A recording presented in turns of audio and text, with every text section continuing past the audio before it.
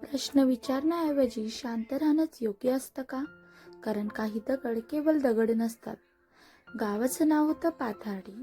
छोटंसं पण शांत गाव. डोंगराच्या कुशीत वसलेलं. तिथं न दंगा न वाद. पण 1986 साली काहीतरी असं घडलं की त्या गावच्या लोकांनी आजही एक जागा रिकामी ठेवलेली आहे.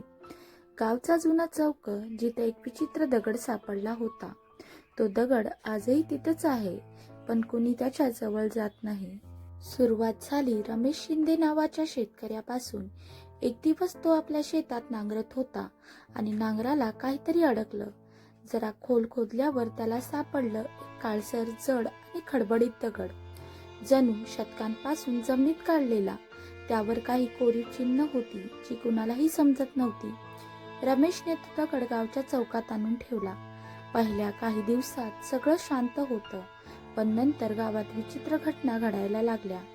एका रात्री गावातल्या एका कुटुंबाने सांगितलं की त्यांच्या घरात खालच्या खोलीत दगड आपोआपच प्रकट झाला. दुसऱ्या दिवशी तो दगड पुन्हा चौकात सापडला. एकट्या एका घरात नव्हे, अशा 3-4 कुटुंबांनी अशा घटना अनुभवल्या. पुढे एक मोठा प्रसंग घडला. गावचा शिक्षक घनश्याम गुरव अचानक बेपत्ता झाला. त्याच्या घरात त्याच्या लिहायच्या टेबलावर तोच काळसर दगड सापडला. पोलीस आले, चौकशी झाली, काहीही सापडलं नाही. त्यानंतर गावाने एकमेकात ठरवलं, तो दगड आता कुठेही हलवायचा नाही. तो जिथं आहे तिथंच राहू द्या. कुणी त्याला हात लावायचा नाही. एक माणूस ठेवण्यात आला त्या दगडावर लक्ष ठेवण्यासाठी. तेव्हापासून काही वर्ष शांत गेली. 20 वर्षांनी 2006 मध्ये या गावात एक तरुण पत्रकार आला, निलेश मोहिते.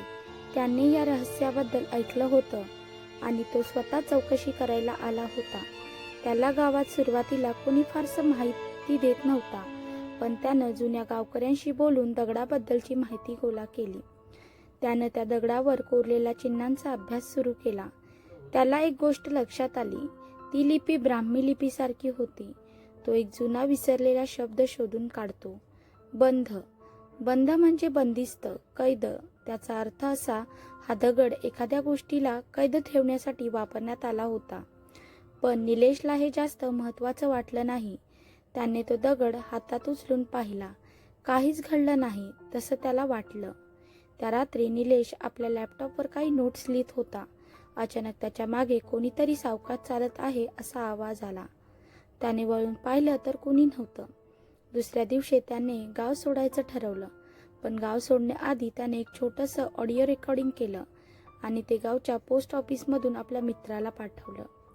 मी जे काही पाहिलं त्याला शब्दात सांगता येत नाही, पण एक गोष्ट नक्की, तो दगड फक्त एक वस्तू नाही.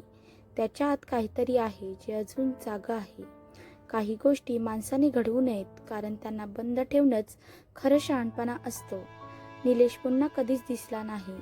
त्याचे रेकॉर्डिंग गावात फक्त काही मोजक्या लोकांनी ऐकलं आणि दगडावर पुन्हा एक झाकण ठेवलं गेलं.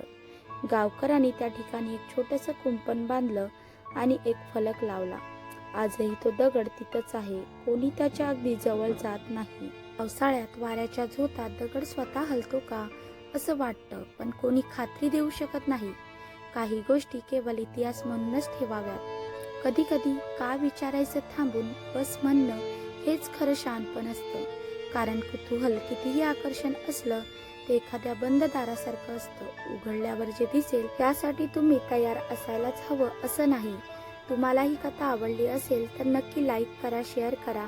अशाच गोष्टी ज्या खऱ्या वाटतात पण पूर्ण उलगडत नाहीत ऐकण्यासाठी सबस्क्राईब करा कालगोष्टी चॅनलला.